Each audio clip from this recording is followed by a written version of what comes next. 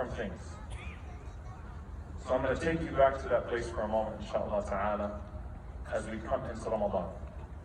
When the earthquake happens in Turkey and Syria, may Allah subhanahu wa ta'ala have mercy on all of those who passed and accept them as shuhada. Allahumma ameen. I tried to think of the other side of that earthquake. But what I mean by that is that the world becomes a much clearer place when you view the world through the lens of the hereafter, rather than viewing the akhirah, viewing the hereafter through the lens of this world. The world becomes a much clearer place, so much more clarifying, when your lens is a lens of akhirah, a lens of the hereafter, looking at this world, rather than a lens of this dunya, a lens of this world, trying to understand and look at the akhirah, look at the hereafter. And I tried to imagine what was happening on the other side.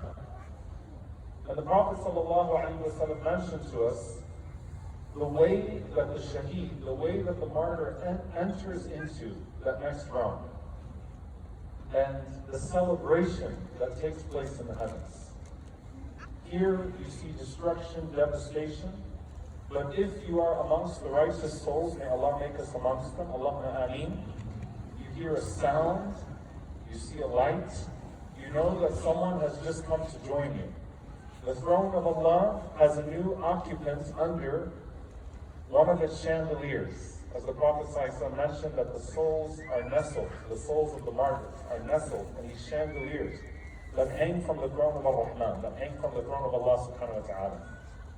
And as that's coming into this new realm, in recent memory, this may have been one of the largest entrances of shuhada, that's our husn al-dhan in Allah subhanahu wa ta'ala, nahsabuhum kadhalik, our good assumption of Allah. This may have been one of the largest entries of martyrs into that next realm in recent history. And so there is a lot of commotion amongst those souls. Who's here? Who came? And the people rushing to meet and greet those souls. Some of them, our brothers and sisters in Syria, who have been traumatized and have been attacked and been under all types of problems way before an earthquake, receiving their loved ones who died in a different way. May Allah subhanahu wa ta'ala unite them all. Allahumma ameen. And I want you to imagine being on that side of the spectrum and looking in. Now let's stay there for Ramadan for the next 5 or 10 minutes or so, and then we'll get back to us and the practical tips and your to-do list and how you can get ready and how you can mentally and physically prepare yourself should Allah bless you to be alive for Ramadan. While you're still over there and you're looking at the world, you've got this dream and you're seeing, for whatever moment Allah subhanahu wa ta'ala has given you, something of what's happening on that side of the spectrum. Talha bin Ubaydillah, radiallahu ta'ala anhu, one of Ashra Mubashirin al-Jannah, one of the 10 promised paradise. He had this dream in the time of the Prophet sallallahu alayhi wa sallam. And how amazing was it to have a dream? And the Prophet ﷺ, after Salat al-Fajr every morning, he would sit, he'd remember Allah subhanahu wa ta'ala for some time, and then the Prophet ﷺ would sit with the companions, he would pray Salat al-Duha, he would ask them, who amongst you saw a good dream last night that you want to share? And he would interpret their dreams for them, sallallahu alayhi wa sallam. Talha ibn Ubaydillah, radiallahu anhu, had a very interesting dream. He said, Ya Rasulullah, I saw myself standing in front of Bab al-Jannah. أو كأني على باب الجنة. As if I was right in front of the gates of Jannah, waiting for my entrance, waiting for my name to be called. So put yourself in Talha's shoes for a moment. You see a dream and you're standing in front of the gates of paradise. And he said, I look to my right, I look to my left. And this is actually something that's very profound about the dreams of the companions. When they used to have these dreams, and they used to see these images of the hereafter, they would see people that they knew in these dreams. Abdullah ibn Umar radiallahu anhuma famously had this dream where he saw himself being taken to paradise, and then he saw himself being taken to hellfire. But when he looked at hellfire, he said, I saw people in Jahannam I saw people in the fire. I knew their names and I knew their faces. And then the angel said, this is not your place, and they took me to Jannah. And he asked Hafsa radiallahu anha to interpret that dream from the Prophet ﷺ, and the Prophet ﷺ said, Ni'ma rajul Abdullah, what a good young man Abdullah is. Let him pray a little bit more at night. So they used to see people in their dreams of the hereafter, in good or in bad. So Ibn Umar radiallahu anhu said, I saw people in hellfire that I knew, but he didn't say who they were. Talha says, I looked to my right and to my left, and I saw two men that I knew. One of them died a martyr, died a shaheed. The other one lived a year later than that man. So they're two brothers that used to compete with one another in good. One of them died a year before the other, and he died as a shaheed, he died as a martyr. And so we're waiting in front of the gates of Jannah for our names to be called. To my surprise, when the caller comes out, the caller calls the brother who did not die as a martyr, who did not die as a shaheed, to come into Jannah first. Then the caller comes out, and the caller calls the martyr, who died as a martyr, to come forward and to enter into Jannah. So Talha radiallahu anhu said, I'm standing in front of the gates of Jannah, I'm ready, and then the angel comes and says, not yet. And I wake up. So he said, I told some of the companions these dreams, and the Prophet ﷺ would hear what I saw. And so we'd go to the Prophet ﷺ with this dream, and all of us had the same reaction. Why did that guy get into Jannah before the other one? Why did he go first? Now the result is good because they all get to Jannah at the end of the day, but why him first? And the Prophet ﷺ said, what are you amazed by? He said, Ya Rasulullah, that person died as a martyr, and the shaheed has his rank. And the Prophet ﷺ said, أَلَيْسَ هَذَا قَدْ مَكَثَ بَعْدَ هَذَا سَنَةً? But didn't that one live an entire year after the other one? And he said, نعم يا رسول الله, yes, O Messenger of Allah. قال وَأَدْرَكَ رَمَضَانَ? And he caught another Ramadan. And he said, yes, O Messenger of Allah. And he fasted that Ramadan. Yes, O Messenger of Allah. وَصَلَّى كَذَا وَكَذَا وَسَجَدَ كَذَا وَكَذَا. And then he prayed this amount of times and made this many prostrations. Yes, O Messenger of Allah. And the Prophet ﷺ said, فَمَا بَيْنَهُمَا أَبْعَدُ مِمَّا بَيْنَ السَّمَاءِ وَالْأَرْضِ. The difference in their ranks then is greater than the difference between the distance between the heavens and the earth. And you go, wait a minute. How? Amazing hadith about Ramadan, you're still looking at it from that side. You're still viewing, remember, from that side. I just had the blessings to come from Umrah, subhanAllah. My last Isha was in the Haram. May Allah subhanahu wa ta'ala allow us all to have an accepted Umrah and Hajj. Allahumma ameen. And as I was there in Uhud, remembering the hadith of the Prophet ﷺ, where the Prophet ﷺ was walking with Abu Bakr, Umar, and Uthman, may Allah be pleased with them, and Uhud shook, and the Prophet ﷺ said, Uthbut ya Uhud, be firm, O Uhud, you have upon you a Nabi, a prophet, a Siddiq, a truthful person, وَالشَّهِدَيْن, and two martyrs. So the Prophet ﷺ basically just told Umar and Uthman that they were going to be martyred. But you have a prophet, a Siddiq, وَالشَّهِدَيْن, a prophet, a truthful one, and two martyrs. Now Umar and Uthman, may Allah be pleased with them, are also people of sidq. They're people of truthfulness. But there's a Siddiq. And the interpretation of that, النبيين والصديقين والشهداء والصالحين وحسن أولئك رفيقا.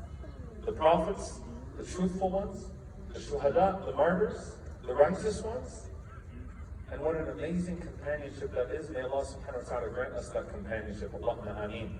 So basically the scholars reconcile this hadith by saying that the person that lived another year may have been a person of great sidq, a person of great truthfulness. Truthful in their words, truthful in their deeds. when they said they were going to do something for the sake of Allah subhanahu wa ta'ala, they meant it. And so even if the particular circumstance didn't present itself to them, Allah saw in their hearts this desire to please Him. And you can belong to two categories simultaneously, because every prophet is a person of truth, is a Siddiq, and is one of the Salihin, is a person of righteousness, and many of them were also Shuhada, were martyrs. Some of them checked all the boxes. But the point is that Allah looks at the hearts of some people, and Allah sees their striving, and Allah sees something so truthful, so sincere, that it's not about the circumstance, it's not about the quantity at the end of the day, it's not about how many things happened to that person or how many things that person did. It's that no matter what that person did, they did it from something here.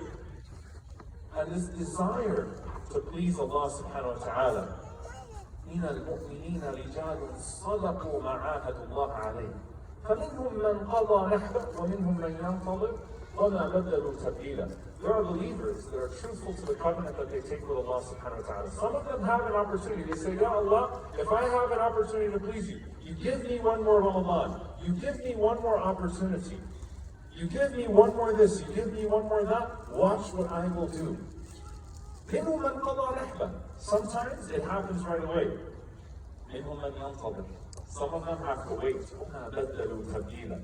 But their intentions never change. As soon as the circumstance presents itself, if it presents itself, they are accepted. They are accepted. And so there were people that missed out on Badr, but they said, Ya Allah, give me a chance for Uhud, and you'll see what I will do. And they were people of truthfulness. They meant it when they said it. So it wasn't about the circumstance, it wasn't about them missing out on something, it was about what their hearts actually wanted to be a part of. And Allah subhanahu wa ta'ala raised their rank, and raised their rank, and raised their rank. And so there will be people on the day of judgment and in paradise that will be counted amongst the people of Badr, that will be counted amongst the people of the Hijrah, that will be counted amongst the people of Uhud, that will be counted amongst the people of Hudaybiyah, and so on and so forth, even if they were not physically present, because their hearts desired so bad that they would have that opportunity to please Allah subhanahu wa ta'ala. Allah did not need the circumstance to happen to know the truthfulness that was in their heart, to say, Ya Allah, give me a chance, and you'll see how much I want your pleasure, how much I want your forgiveness. Even if I don't get the actual chance to do the deed, you know what my heart desires. My heart desires your pleasure, Ya Allah. My heart desires forgiveness, Ya Allah. There are people on that side of the realm now, on that side of the spectrum, they're still up there, who used to live amongst us on this earth. They were here, and they were planning to be here another Ramadan. And they left behind these mushafs, these copies of the Quran, that you can't see crying, but they're actually crying in a way that you can't perceive. Because they miss those fingers that used to turn their pages. They miss those eyes that used to read them. They miss those tongues that used to recite them. They miss those hearts that used to attach themselves to them. They miss it. Their mushafs miss them. Their places of sajda, their places of prostration. As Ibn Abbas said, when a righteous person passes away, your place of sajda, you know that place you always pray in at home? It misses you, starts to cry. That's the interpretation of مَا بَكَتْ عَلَيْهِمُ السَّمَاءُ وَالْأَرْضِ, that the tyrants, the heavens and the earth do not shed tears over tyrants. And Ibn Abbas said that for the one that is righteous, the place on earth that they used to pray on, the places of their khayr, the places of their benefit, cry when they die. And the heavens, there was a gate that belonged to them, where their deeds used to ascend to Allah subhanahu wa ta'ala. And that gate shuts and it cries, knowing that that person is no longer on this side. And so while the people cry over them, because a person of goodness naturally leaves behind people that miss them, because they tasted and felt their goodness. There are mushafs and gates and grounds Cry for them because they miss their sincere good deeds. That's on this side. You know, subhanAllah, when I used to read these stories of the Salaf, the stories of the righteous predecessors, and the amount of Quran that they used to read in Ramadan. That's like, is that really possible? Really? A whole khatam in a day? And it can be demoralizing if you're reading it, to try to take a number from it. I'm going to get to that, inshallah ta'ala, with your to-do list. It can be demoralizing. Like, all right, I'm sitting here struggling to get through the Quran in the month of Ramadan, the whole Quran. These people are reading it the whole time, every single day, twice a day, some of them. It feels demoralizing. And I used to wonder, wow, like, how is that really being done? Until I met my mother, the wife of Ramadan. And I remember her last Ramadan. And, you know, my sheikh couldn't find anyone from his students to compete with in terms of the amount of Quran that we were reciting in Ramadan. So he told me, he said, all right, ask your mom how much she's going to be reading the Quran. So I asked my mom. She said once every 2 days. So you sure? She said, yeah, half the Quran every day in Ramadan. And subhanAllah, she did it. I saw it in my own life. He finished the Quran 8 times. She finished it 14 and some, because it was a 29-day Ramadan. And then this Miskeen was like way back. I completely got outrun in that race. And I used to see that, and I thought to myself, subhanAllah, because she passed away in Sha'ban the next year. And I looked at her mushaf and I said, how many tears are you shedding right now? And I can't understand it. I don't see it. لا تفقهون تسبيحهم ولا تفقهون بكاءهم. You can't perceive. They're glorifying Allah subhanahu wa ta'ala. You can't perceive their tears. But how many of us sent people? And just as we cried over them, they left behind books and grounds and gates that cry for them. Back on the other side. They are celebrating and being celebrated. And Ramadan comes around. What does Ramadan look like in the heavens?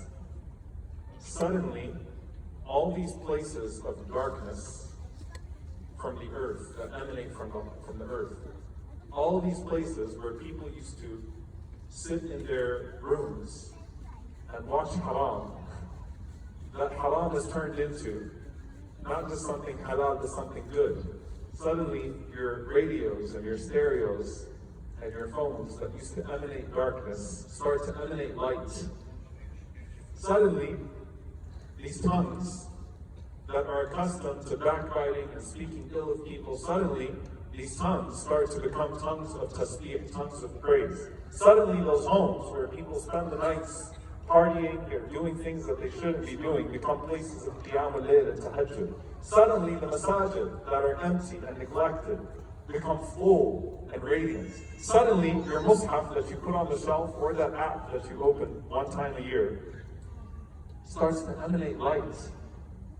There's commotion, especially in the last 10 nights. So much commotion that it steals the light of the sun, as Imam Hassan al-Basri rahimahullah said, from the amount of malaika that are going up and down, reporting the deeds to Allah subhanahu wa ta'ala and praising Allah subhanahu wa ta'ala and carrying names. They steal the light of the sun from their ascents and descents. One of the meanings of Laylatul Qadr, Qadr also refers to capacity, is that the heavens are at full capacity. There's traffic between the angels going up and down in the heavens, carrying the deeds. And then there is that supreme conversation. The supreme conversation is the conversation between Allah and the angels. May Allah subhanahu wa ta'ala put us in a good conversation between Allah and the angels. When Allah subhanahu wa ta'ala says, أُولَٰئِكَ عَلَيْهِمْ صَلَوَاتٌ مِّن رَبِّهِمْ وَرَحْمَةٌ. They are the ones who have the prayers of their Lord upon them and rahmah and mercy. Salawat alayhim, as Al-Qurtubi rahimahullah says, أي الذكر والثناء في الملأ الأعلى. It is when you are praised and remembered in the highest mention. When your name finds itself into a conversation between Allah and Jibreel alayhi salam and the angels. And Allah subhanahu wa ta'ala is hearing the angels come up with those names. This person is turning back to you. This person is fighting off a caffeine headache, trying so hard to remember you. This person is reading Quran. This person is making a turn. This person is striving in each of the last nights, trying to find your mercy, O Allah. And Allah subhanahu wa ta'ala boasts to the angels about these people, about this creation. The angels see humanity in its best manifestation in Ramadan. That's when humanity is at its best. And the angels were skeptical about our creation, as Ibn al-Jawzi rahimahullah says, describing the ayah, أَتَجْعَلُ فِيهَا مَا يُفْسِدُ فِيهَا وَيَسْفِكُ الدِّمَاءَ. Are you going to put on this earth people that spill blood, people that spread corruption? قَالَ إِنِّي أَعْلَمُ مَا لَا تَعْلَمُونَ. Allah says, I know what you don't know. So the angels see humanity at its best in Ramadan, ascending good deeds, spreading charity, spreading goodness. And if you're on that side, imagine your conversation, or you in a conversation between Allah and the angels. May Allah make it as such for each and every single one of us. Allahumma ameen. In fact, this gathering right now is surrounded by angels that are carrying out our mission to Allah subhanahu wa ta'ala. We pray that it be as such. Allahumma ameen. And what does Allah subhanahu wa ta'ala say as He looks out to the tired, as He looks out to the hungry, as He looks out to the struggling? Allah says, مَا أَرَادَ هَؤُلَاء. What do they want? What do they want? And Allah knows what we want. What do they want? Ya Rabb, Jannah. They want Jannah. Have they seen it? No. How would it be if they would have seen it? It would have been another level. They want to avoid hellfire. Have they seen it? No. How would it be had they seen it? It would have been another level. And Allah subhanahu wa ta'ala calls the angels to bear witness. I've forgiven them. All of them. May Allah subhanahu wa ta'ala make it as such. This is Shahru Ramadan, the month of Ramadan, from the lens of the heavens, from the perspective of the heavens. It is a celebration.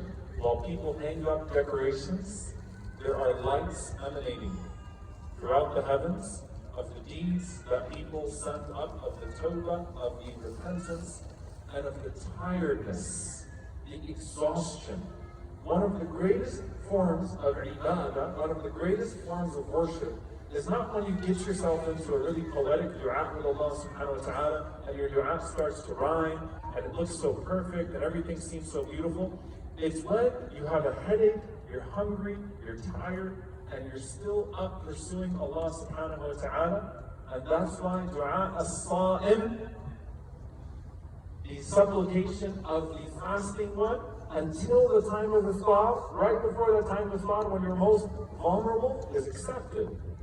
It might not sound its best. In fact, you don't have your energy, so you might be a little incoherent when you're making that dua right before iftar. But that's the one that's most beloved to Allah subhanahu wa ta'ala. Just like in Hajj, the most beloved time to Allah is not when you got yourself a really nice place in the haram, mashallah, and you feel great, and you got your Zamzam cooler there, and the weather is really nice. No, it's when the servants of Allah are in Arafah, and they're dusty and disheveled and tired. What do they want? They want you, Ya Allah. They want you. That's the time Allah subhanahu wa ta'ala is most pleased with you. Now, I want to bring it back to our world for a moment and how to prepare for Ramadan.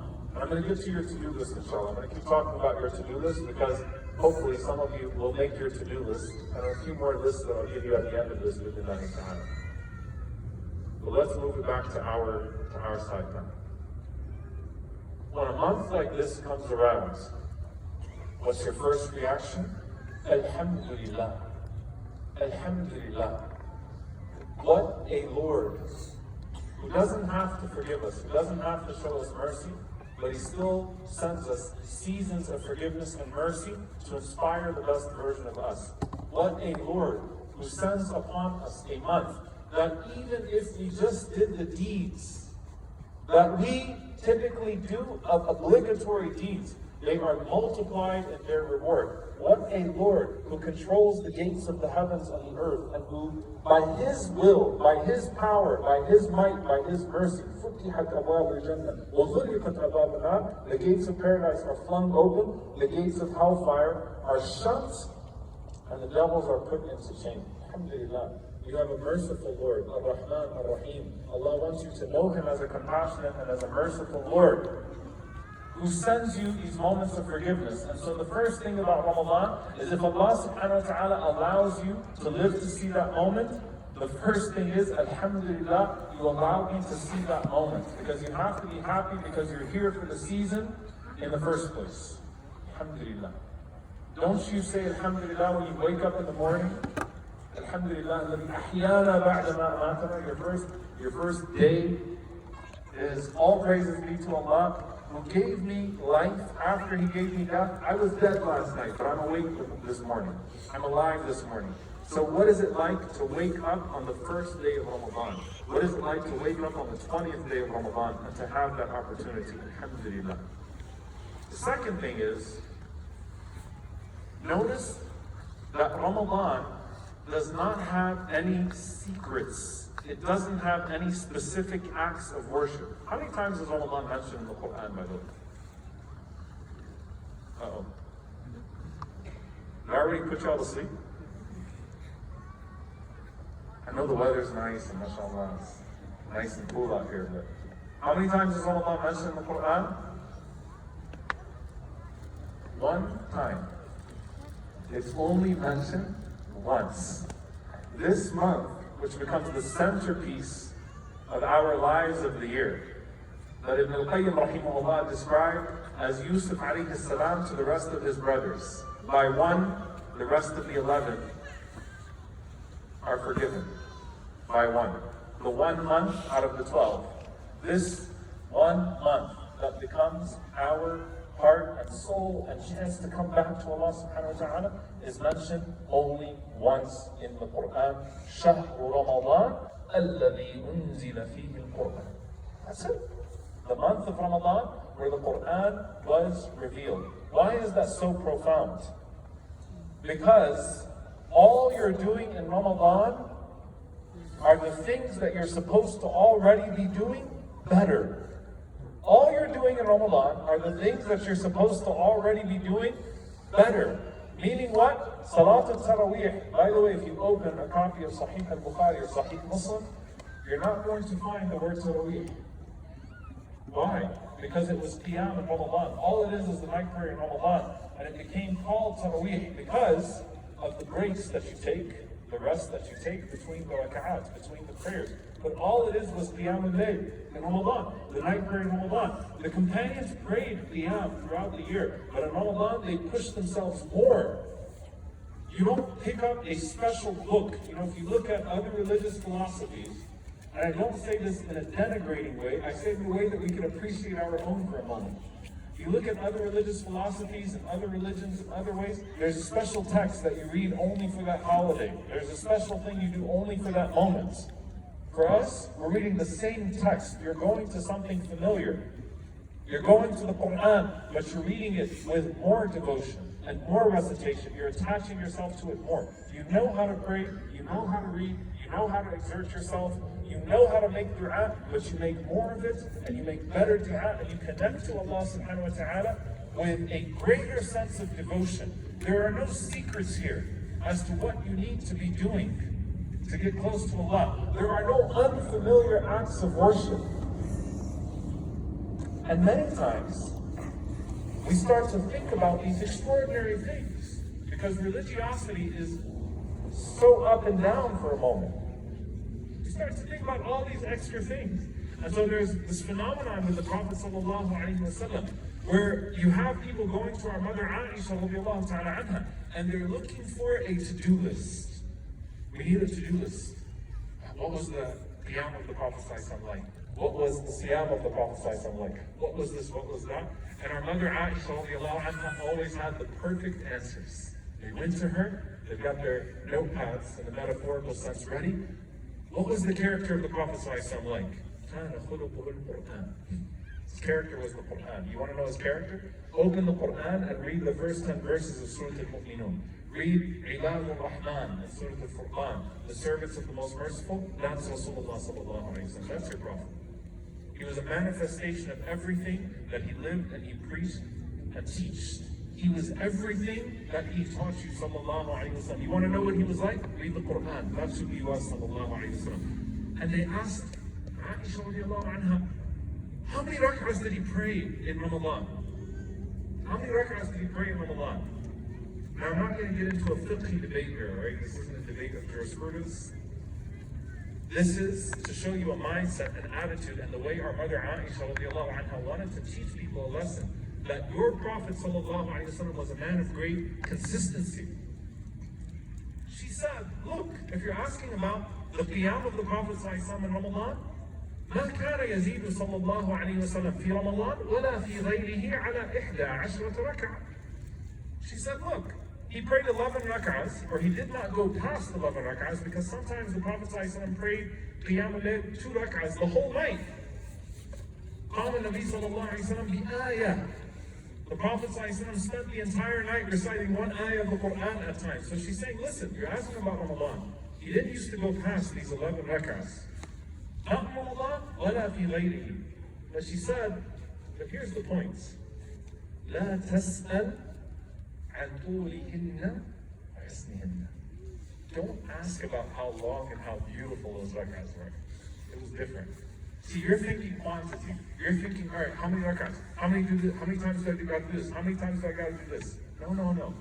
Don't ask about how long and how beautiful those rak'ahs were of the Prophet ﷺ. It wasn't the quantity. Don't miss the point here. It wasn't the number. It was a clear desire from the Prophet ﷺ. You know, Ibn Abbas radiallahu ta'ala anhuma describes the charity of the Prophet sallallahu alaihi wasallam. كان أجود الناس صلى الله عليه وسلم. The Prophet ﷺ was the most generous of people. But in Ramadan, he was more generous than a blowing wind. You can't even categorize that. I can't quantify that. It's not like a percentage. It's not like the Prophet ﷺ kicked into 15, 20, 25% in Ramadan. He wasn't crunching numbers, sallallahu alaihi wasallam. He was looking at something different.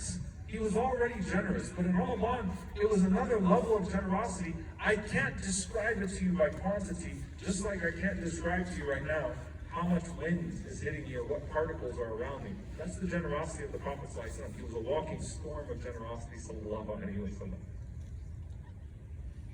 لِيَبْلُوَكُمْ أَيُّكُمْ أَحْسَنُ عَمَلًا.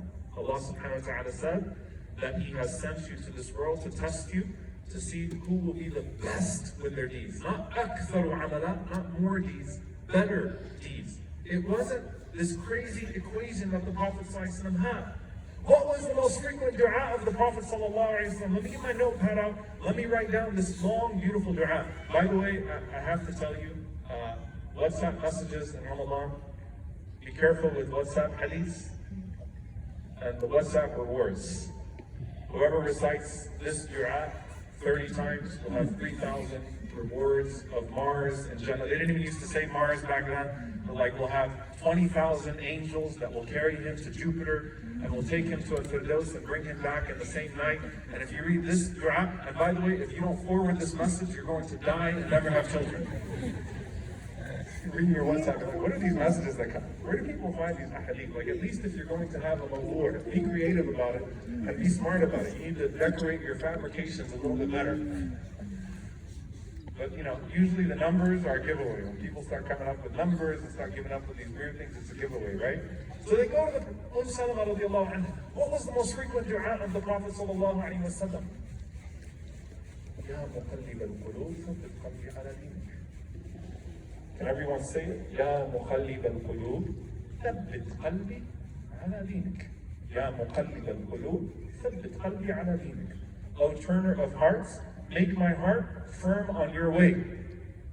Anas radiallahu ta'ala anhu, he said, the dua I heard from the Prophet ﷺ most was, رَبَّنَا آتِنَا فِي الدُّنْيا حَسَنَةً وَفِي الْآخِرَةِ حَسَنَةً وَقِنَا عَذَابَ النَّارِ. رَبَّنَا آتِنَا فِي الدُّنْيا حَسَنَةً وَفِي الْآخِرَةِ حَسَنَةً وَقِنَا عَذَابَ النَّارِ. Anas radiallahu anhu says that was the most frequent dua of the Prophet ﷺ, his most frequent supplication. Oh Allah, give us the best of this life, the best of the hereafter, and protect us from the punishment of the fire. Aisha radiallahu anha said, Ya Rasulullah, in adrakt, if I caught Laylatul Qadr, or I have a feeling I'm in it, these last 10 nights, what's the dua that she's supposed to make? Allahumma innaka afuwun tuhibbul afwa fa'fu anni. Oh Allah, you are the forgiving one. You love to forgive, so forgive me. None of these du'as, you can memorize all three of these du'as. The Prophet ﷺ used to love al-jawami', he used to love comprehensive short du'as, sallallahu alayhi wa sallam. Because Allah doesn't need your poetry, Allah needs your piety. Allah doesn't need you to rhyme, Allah wants you to be sincere. It's comprehensiveness. Allah knows when you say, Atina fi dunya hasana, what you mean and what you want from Him. It's got to be something here. So when you start to try to quantify, you might get lost in the math. You might get lost in the numbers game. You might get lost in your to-do list. I keep talking about your to-do list. I promise you I'm coming to it. All right, I'm going to give you another one. Imagine if you were a tabi'i. Tabi'i means what? You lived to meet the companions of the Prophet sallallahu alaihi wasallam, but you did not meet the Prophet himself.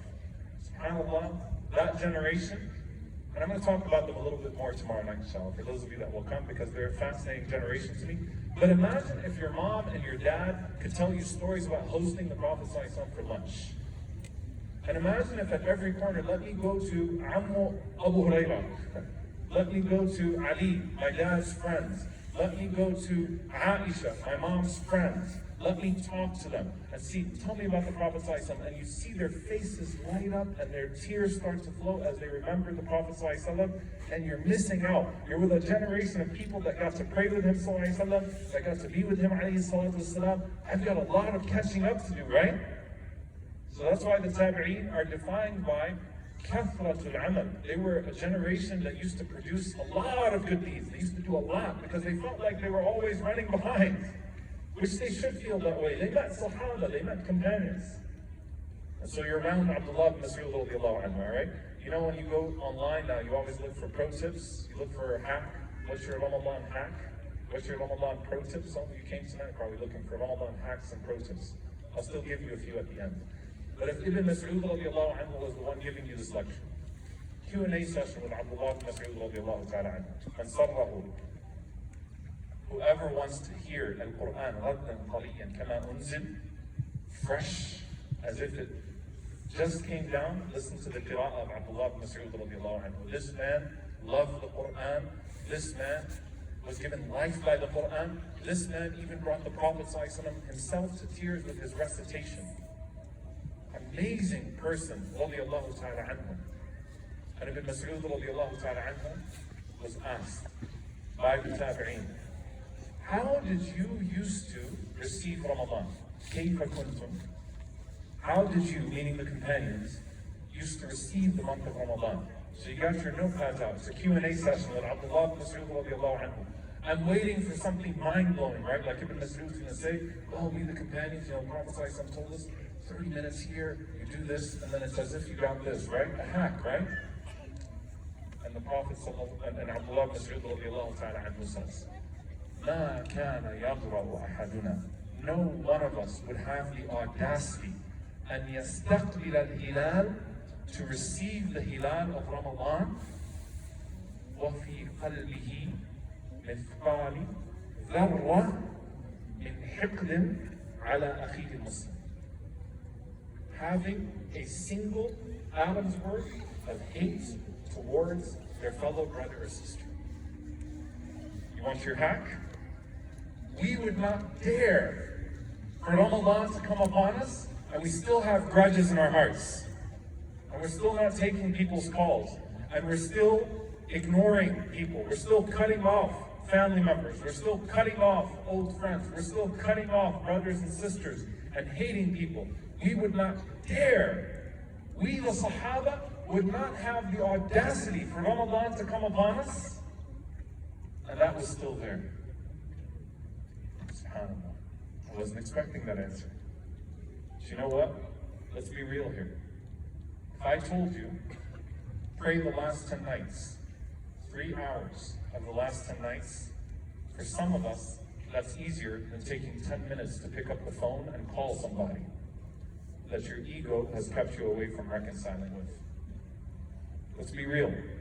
It's not always about what we want, it's what Allah demands from us. And sometimes stepping on that ego is a lot harder than exerting the body and extra ibadah, exerting the body and even the soul, yes, and the heart, and extra worship. But Allah says, leave these two until they fix what's between themselves. The gates of the heavens are shut for them. I'm not talking about the one who's mazloom, by the way, who's wronged and who would expose themselves to harm. I'm talking about the natural types of grudges, the things that develop between us and others. And all of us, if we're introspective enough, will see that even if we're a little less guilty, we're probably guilty as well in contributing to that hatred and to that standoff. And you be the one, because أَلَا تُحِبُّونَ أَن يَغْفِرَ اللَّهُ لَكُمْ. You want Allah to forgive you?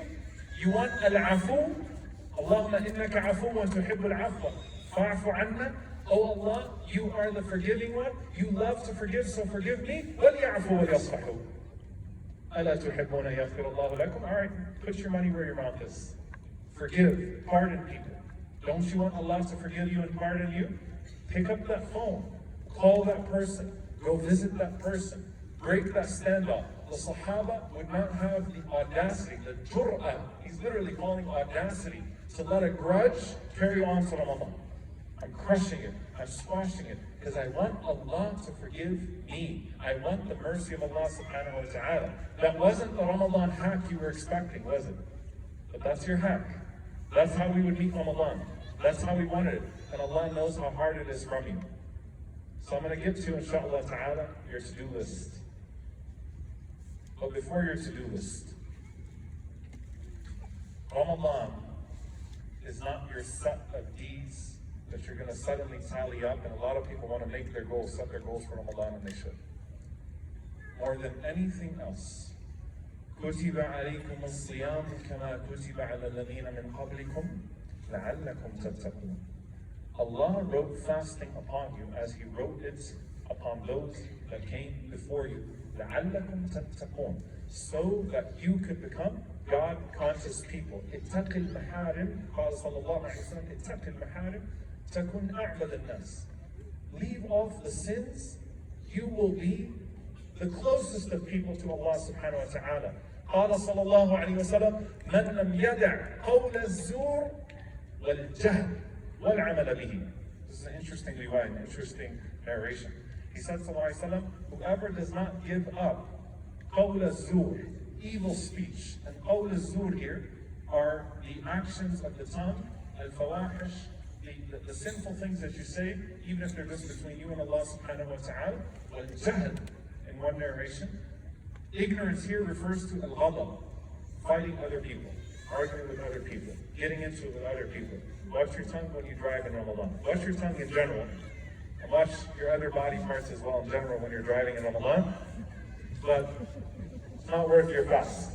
مَنْ لَمْ يَدَعْ قَوْلَ الزُّورِ وَالْجَهْلِ وَالْعَمَلِ بِهِ. Whoever does not give up these sinful things of the tongue, and these arguments and this hatred, and acting upon them, the deeds that follow. Because if you have a nasty tongue, you probably have a nasty slate of deeds as well. And the tongue itself is a place of deeds and actions. Allah has no need for you to give up your food and your drink. A lot of us approach Ramadan with this to-do list of so many good deeds. But the sin that you're insisting upon, or a sinful lifestyle, and the worst sins are the ones that are lifestyle sins. You know, there are sins that you fall into every once in a while. There are sins, you know, subhanAllah, you were in a conversation, someone's name came up, that ghiba was too sweet. It was sweeter than a piece of cake in front of you, and you just went right into it. You felt regret afterwards, astaghfirullah, you moved away from it. There are lifestyle sins. There are the sins that you consciously do every single day of your life, and you've just accepted them as part of your life. You have literally adopted them as lifestyle sins, as part of who you are now. Those sins are like holes in the bucket. So if you pour 20 gallons of Quran or 30 gallons of Quran into that vessel, you still got those holes in the bottom of the bucket. Taqwa is plugging the holes. Taqwa is tarkul ma'asi. It's leaving off what is displeasing to Allah subhanahu wa ta'ala. If when you're making your list, if you say, after Ramadan, I will never commit this sin again, knowingly, insha'Allah, I'm going to do everything I can to root this sin out of my life. I'm going to change this about myself. I'm going to take this next step towards Allah subhanahu wa ta'ala. And if you can't think about anything that you need to change about yourself, think harder, because the Sahaba, remember the Tabi'een? Abu Layla says, I met 70 of the companions of the Prophet sallallahu alaihi wasallam, and they were accusing themselves of hypocrisy. They were worried about themselves. They were people of deep reflection and self-scrutiny, not self-sabotage. Self-scrutiny, to where they always tried to better themselves. So if you can't find anything to refine, think harder. Be more reflective, because there is something you need to refine. That is far more precious to Allah subhanahu wa ta'ala than the math, the numbers you're going to check off. And so what I'm saying to you is, before your Ramadan to-do list, what's your to-not-do list? Your to-not-do list is more important than your to-do list in the sight of Allah subhanahu wa ta'ala. Your to leave off, what you're going to stop, is more important than what you're going to start. Because you are meant to go back to Allah subhanahu wa ta'ala. Your fitrah, your natural inclination, is to go back to Allah subhanahu wa ta'ala. Jannah is your destination on the GPS, so long as you don't take a wrong turn. So your to-not-do list is more important than your to-do list. So I'm challenging each of you to first and foremost have a to-not-do list for Ramadan. And then make your to-do list. Then after your to-do list, make your to-fix list. And those are the relationships, those strained relationships that you need to fix. And let me tell you something, subhanAllah. Fixing the relationships in your life is not just refuge in the hereafter. It's also raha, it's also relief in this life. Because those grudges, they take up a lot of heart space and head space. Drama, and a person of a certain inclination with their deeds will fall into a lot of drama in their lives naturally. Yeah, drama is a natural part of it. Some people create more drama for themselves, right? Drama takes up a lot of head and heart space, a lot of your time, a lot of your focus, a lot of your attention. So it's not just raha in the hereafter. It's not just relief in the hereafter. It's relief here as well. I don't need all that in my life. Off of my chest so I can focus on Allah subhanahu wa ta'ala. So you have your to not do list, you have your to do list, you have your to fix list, and then I'm going to give you two more lists. There is room for quantifiable deeds in the sight of Allah subhanahu wa ta'ala that have to be consistent. So Ahabul A'mal ila Allah, the most beloved of deeds to Allah subhanahu wa ta'ala, adlamu, are the ones that are consistent, even if they're small. So there is something to say about quantity, about numbers. That's why you pray 5 times a day. That's why zakat is 2.5% on your retained earnings. So make your list from now. What are the quantifiable, consistent deeds that I will do after Ramadan? Make your after Ramadan quantity list now. Don't wait till Ramadan finishes to try to pick up the scraps. Say, in Ramadan, I'm going to read this much Quran. After Ramadan, I think I can reasonably do this much every single day. In Ramadan, after Ramadan, I'm going to try to pick up my Qiyamul Layl. I think I can pray witr every night, inshallah ta'ala. I think, knowing myself, I can do witr every night. I think I can add 2 rak'ahs every night. I think I can do it 3 nights a week. Put your quantity list together from now, inshallah ta'ala, and then your 5th one. And this is the thing I'll end with, inshallah ta'ala. Your qualities list. So you have your to not do list, you have your to do list, you have your to fix list, you have your quantity list, you have your qualities list. What are the qualities? I want you to open the beginning of Surah Al-Mu'minun and the end of Al-Furqan. The qualities of Al-Mu'minun, the qualities of the believers in the beginning of Surah Al-Mu'minun, until the end of it. Those qualities. And I want you to read وَعِبَادُ الرَّحْمَنَ الَّذِينَ يَمْشُونَ عَلَى الْأَرْضِ هَوْنًا وَإِذَا خَاطَبَهُمُ الْجَاهِلُونَ قَالُوا سَلَامًا. The last deeds of the servants of the Most Merciful. The end of those two lists, by the way, one of them is أُولَٰئِكَ يَجْزَوْنَ الْغُرْفَةَ بِمَا صَبَرُوا. They are the people that have these high places in paradise by their patience. We'll talk about ghuraf, if any of you are paying attention to Yaqeen's Ramadan series. We'll talk about what those are, inshallah, in the Ramadan series. But the highest rooms in paradise belong to those that have the highest traits, the servants of the Most Merciful, Ibadur Rahman. Allah says about al-mu'minun, أُولَٰئِكَ يَرِثُونَ الْفِرْدَوْسِ. They are the ones who inherit al-firdaus. They're the ones who inherit the highest level of paradise. So what's your qualities list?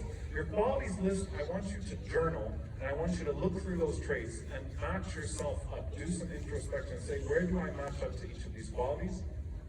And what is my commitment to Allah subhanahu wa ta'ala in trying to get better? What are the things that are stopping me from having these qualities? What are the environments I need to change? What are some of the things I need to be more aware of? Who do I need to put around me? And what do I need to do to start to have these qualities? All right? That's your qualities, so it's more of a journal thing. So what are the 5 lists? Can you guys repeat them back to me? Then I'm going to let you go, inshallah. What's your first list? To not do list. Your to not do list is your most important list in Ramadan. What's your next list? To do list. What's your third list? To fix list. What's your fourth list? Your quantifiable deeds list. What's your 5th list? Your qualities list. The beginning of Surah Al-Mu'minun, the end of Surah Al-Furqan, those traits. Your to not do list, your 5 lists. Your to not do lists are the things you're going to quit, inshallah ta'ala, once and for all. From now, from Ramadan onwards, you're going to commit to Allah that you're not going to return to these sins. Your to-do list for Ramadan are the quantifiable goals you're setting for yourself in Ramadan. Your to-fix list are the relationships, because you don't want your grudges to get in the way of the acceptance of your deeds. The relationships you're going to fix and the reconciliation. Your 4th list, your quantity list, are the quantifiable deeds you plan to continue after Ramadan. Your 5th list are your qualities, the qualities that you hope to try to have, inshallah ta'ala, after Ramadan, and you're journaling as you're trying to think about how you can embody what Allah mentions in the beginning of Surah Al-Mu'minun, and Ibadur Rahman, the servants of the Most Merciful. May Allah subhanahu wa ta'ala allow us to achieve these goals, and may Allah subhanahu wa ta'ala allow us to achieve the ultimate goal of Jannatul Firdaus, of the highest level of paradise, where we are neighbors of the Prophet sallallahu alaihi wasallam, in those high suspended abodes that are like chalets in the skies of the heavens in paradise, under the throne of the Most Merciful, gazing at Him day and night, completely forgiven for our sins. May Allah subhanahu wa ta'ala accept this Ramadan from us. May Allah subhanahu wa ta'ala accept our deeds inside and outside of Ramadan. May Allah forgive us for our shortcomings inside and out of Ramadan. Allahumma ameen. Jazakumullahu khairan. Wassalamu alaikum wa rahmatullahi wa barakatuh.